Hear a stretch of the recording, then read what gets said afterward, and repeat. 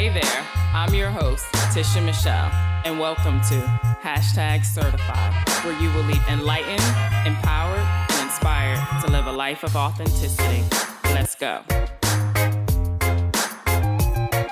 Welcome back to #Certified. I'm your host, Tisha Michelle.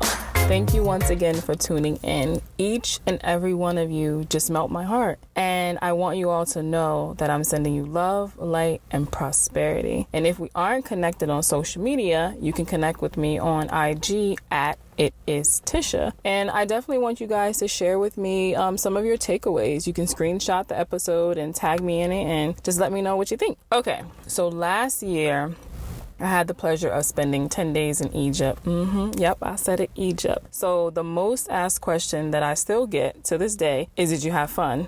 And my response has always been, fun?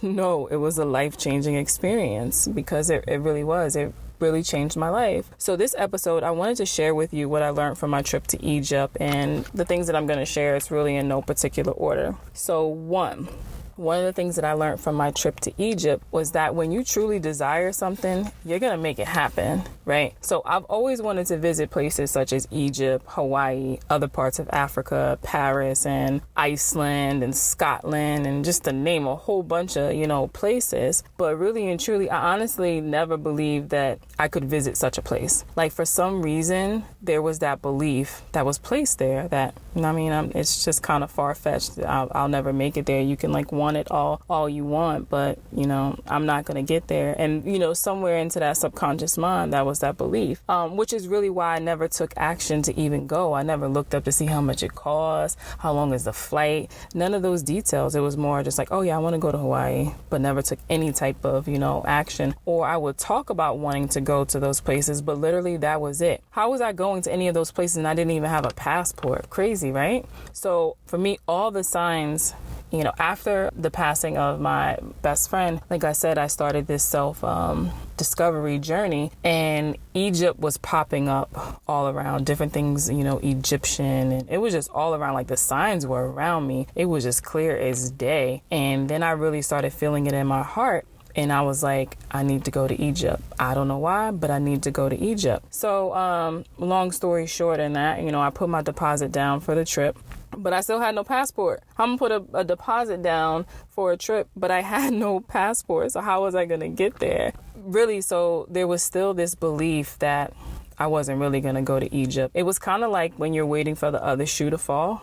And then it hit me that I'm making up stories and I'm self-sabotaging my trip. Because one, I put the deposit down. I didn't actually even pay for the whole thing. I was still being scary, and I just put the deposit down. Still no passport, because there was somewhere in that subconscious mind was like, something's going to happen and you're not going to be able to go, or if you put all that money down and pay for the trip in full, something's going to come up and you're going to need that money. Again, waiting for the shoe to fall, the other shoe to fall. But I was the one that was self-sabotaging it. Crazy. So, once it hit me that, okay, Tisha, get it together. You're allowing some fake belief and some fake fear, to sabotage something that you really want to do. So I got my ish together and I got my passport. And you know what? I even paid to get it expedited. Because I was like, nope, I'm getting this passport. I need this right now. And then I went ahead and paid for the rest of the trip. So when it is that when you really desire something, you're going to make it happen, and you're going to, cut the excuses and cut the fears. And again, before I would say that I wanted to go to Hawaii, I wanted to go to Africa, I wanted to Egypt, all those things, but there was nothing else attached to it. It was really just like, oh, those are cool places. But, once this awakening started, with me, there were feelings behind it. And everywhere I turned around, like I said, there was something reminding me and something pointing and saying, you need to get to Egypt. You need to get to Egypt. So that was my heart's desire, and it was on a deeper level that I still didn't understand why, but because it was on that deeper level and it was a desire, I made it happen. I made it happen. So again, what are your heart's desires? What is it that you desire right now? Really think about it, and whatever it is, put some action to it and make it happen. So the second thing that I learned from my trip to Egypt was happiness really does come from the inside, and it's not all about the things on the external. Now, you hear that all the time, everything is within us. And before I would say it, it was really kind of like surface talk, where I didn't really 100% believe it. It's just one of those things you just kind of like say.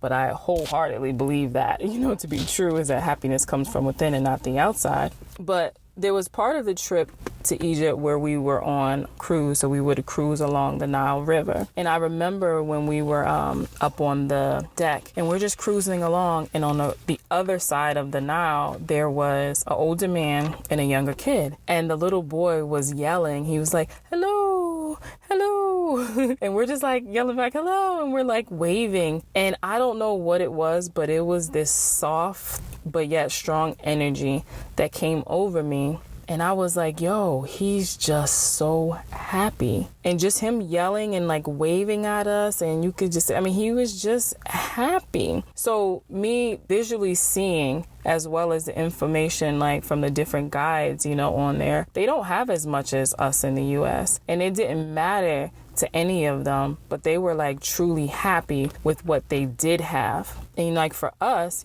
how many times have you complained or been upset because you felt like you were lacking, but what you failed to realize was the real importance of having your basic needs met, like just having the basic needs met, but yet we're always still wanting. And I'm not to say that we shouldn't desire for more. I'm just saying that a lot of us don't really express gratitude for the things that we do have. And yet when I was over there seeing them having, such little compared to what we have, they had everything. They were happy, families, or you could see them laughing when they were talking or holding hands, just happy. And you can just, when you really can like feel and just sense and like see like this energy on people, you're just like, wow, like that's amazing to just be happy. And I'm happy because, I started thinking about my kids and stuff, and they got Xbox, PlayStation, iPhone, and an iPad. Why they got an iPhone and an iPad? Why do we have multiple of them? Why? Like, seriously. And when I came, I thought my kids was going to be like, what? But when I got back from Egypt, specifically because of that situation, I got rid of our cable. I realized that if I would have saved the money that I was paying for cable, because that stuff is expensive. We don't even watch those channels. Like, that was the Egypt trip for the whole year. The money that you spend in cable, that was the Egypt trip. And it was crazy. So I got rid of cable. I kept the internet because, you got to have the Wi-Fi, but I got rid of the cable, and I realized that I was keeping cable just to say that I had cable. Nobody was watching it. Most of the time we're watching Netflix and Hulu. So all I need is a Wi-Fi. But, that's, being over in Egypt put a lot of things into perspective for me. So like I said, when I got home, I got rid of the cable. I just cut the cable and kept the Wi-Fi. And I was like, nah, that money that I'm putting to that, I'm putting that aside for, for whatever. I don't need this cable just to say that I have cable and I have all these channels that I don't watch. Crazy. So 3, that everyone has a hustle and your girl need to step her game up. Everybody in Egypt has a hustle. Everybody. There is no excuse for the children here, my children, myself. Everybody had a hustle. And I'm going to share a couple of hustles. So 1, if they gave you directions to somewhere, or say you were already on a guided tour and you had, some extra people in there like, oh, come here. If you stand this place right here is sacred, or this is this, or this is that. And you're like, oh, thank you. You had to give them a tip. They was reaching their hands out. I'm like, wow, you gave me information. And yet I got to give you a tip. That's crazy. So another one of their hustles was if you was out and about and Lordy, you had to use the public bathroom, which I hate using the public bathroom anywhere, but over there, I'm sorry. I loved Egypt, but it was horrible. Anyway, there's no toilet paper. So if you didn't bring your own toilet paper to use the restroom, you had to pay them for it.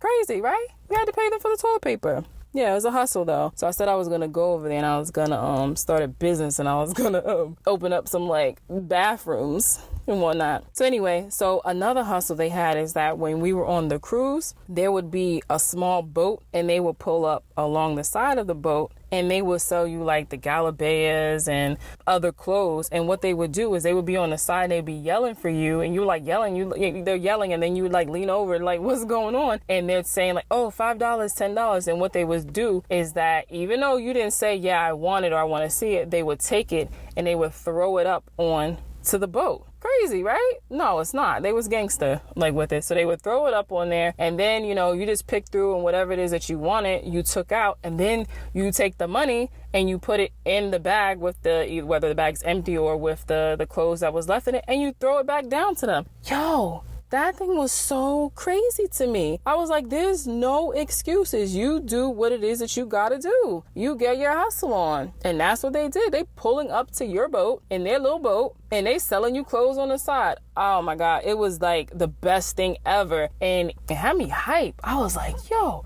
everybody got a hustle out here. I gotta level up. I gotta level up. So another thing too is when the kids, the little kids would come out on the boats, and they would come up to you and they would sing. They would sing, and they were doing that for tips. And, you know, of course, as kids, it's like, wow, so you're giving them money. And I'm like, yo, but this is what it looks like when you do what it is that you got to do. And you're not afraid, like, of anybody to, like, you know, judge you or, you know, or like laugh at you or think that you're crazy for this. Like, you're literally doing what it is that you got to do. And I thought that was beautiful. It definitely had me like, oh man, I gotta level up. I gotta get it together. Matter of fact, I gotta get my kids even down to the 8-year-old, because these were like 7 and 8-year-olds out there with a hustle, and it was beautiful. So another thing, I think I'm on number 4, was that everyone is called brown sugar and cousin. So we're walking through, which I guess is like our flea market. So we're walking through, and then one of the guys in the store, he was like, oh, brown sugar, let me talk to you. Brown sugar, come look at my stuff. So I'm like all gassed, like, oh, that's cute, brown sugar. Then I hear the next guy calling somebody else brown sugar. So I was like, oh, okay. So that wasn't just for me, but it was too funny. So they call everyone brown sugar, and everybody is cousin, come here, let me talk to you, cousin, man, I got so many cousins, it's crazy. So I thought that was too funny and pretty cool. Number 5, I learned that us Americans are famous to the children over there. I took so many pictures with kids. It's too funny. When we were visiting one of the sites, I guess it was like a field trip. All of the kids was just like rushing up and was like, you take a picture. So I'm snapping, I'm posing with all of, you know, these kids and stuff. And it was super, super cool, because I was like, oh, wow. Like, oh, we like famous over here. And it's so funny, because I'm like, I can't wait for the day for somebody to point out that they seen me like on somebody's IG with some like Egyptian, like, you know, kid, you know, over there. It was just really, they were just super, super cute. Like, the kids were so like, they just made your girl feel really good taking all those pictures, you know, superstar over there. All right, so number 6, this was a big one, the beauty in community. So that was the one thing that I had reservations about, which going to Egypt, was that I was going with people that I didn't know, because it was a part of a tour group. The only person that I did know, again, was Laura, who was the one that was heading it, and she's a therapist, and I went to her for a past life regression session. And then that's when she told me that, you know, she was doing this tour to Egypt, and everything just lined up the way that it was meant to be. And I went on that tour with her and 8 other people, and I didn't know them.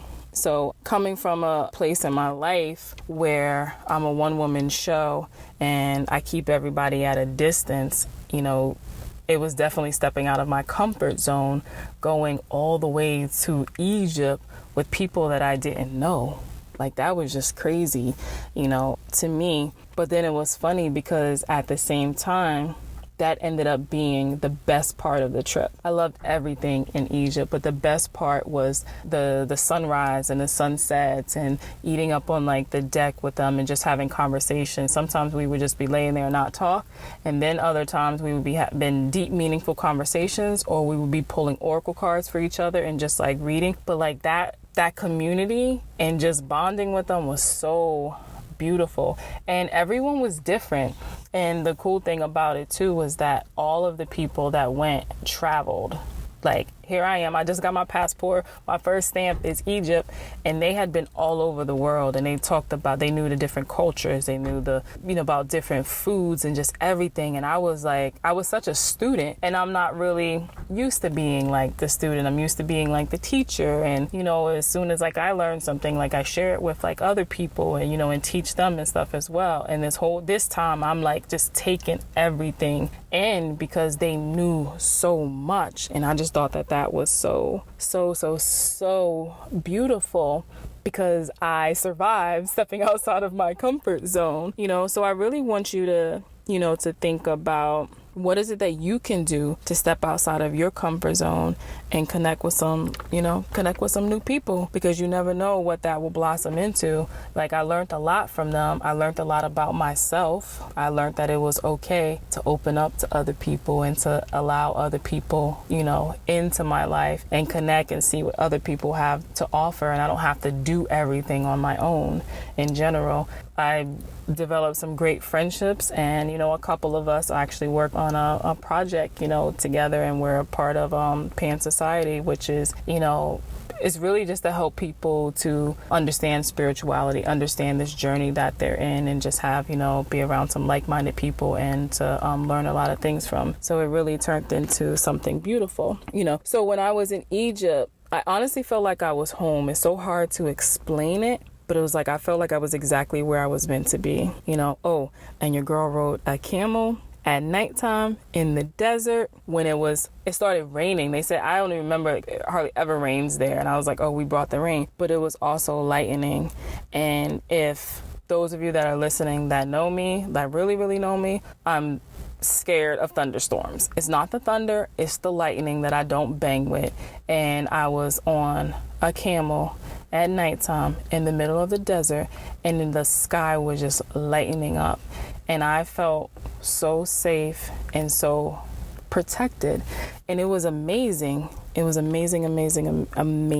If you pop over to my IG page at It Is Tisha, you can see some of the pictures and some of the videos of my trip to Egypt. All right, so I've been kind of talking and rambling about my trip, but thank you guys for going down this memory lane with me. I wanted to share some of what I learned from my visit to Egypt. One, to inspire you to visit that place that you desire. Just make it happen. Literally make it happen. And when I say that, put some energy to it. Research how much is it gonna cost. If it's a country or something, do you have a passport? Start with getting your passport, because you never know when that opportunity could present itself to you.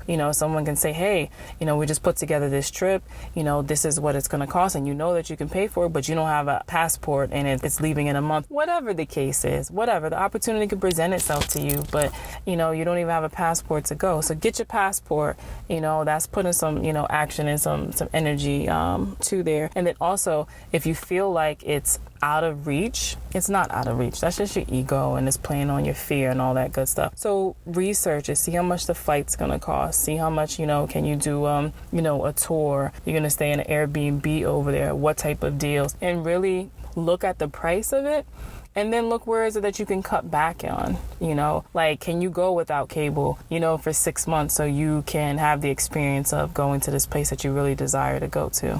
And I'm just using cable because that's what I did. But it could be, anything. Or maybe you started like a side business, or, if you're working or something, you picked up a couple of extra shifts, just so you could put money aside so you're able to, experience this. And it's not just to be like, oh, because I went there. Going to Egypt and just being in that energy and the way that it felt, and all the things that I learned, like, man, like you can't even put a price to that. Like, I can't even put a price. It was just worth everything. It was worth it. And then, I also wanted to share this with you because some of the things that I learned, you can definitely apply it in your daily life. You can, apply some of those things to your daily life. It doesn't have to be with just a trip, just stepping outside of your comfort zone in general, being a hustler, doing what it is that you have to do, being creative. We all have creativeness inside of us. Like, what can you do, with that to maybe get yourself out of a situation that you feel like you're stuck in, or maybe it's just to help other people, like whatever it is, put yourself out there, get out your comfort zone, connect with some other people, connect with some new people. I always like to say that spirit uses people for opportunities, but if we keep doing the same thing and being around the same people, like, how are you really expecting to evolve and grow? You know what I mean? So with that being said, I hope you all have a good one, and definitely have a great one on purpose. And until next time, bye.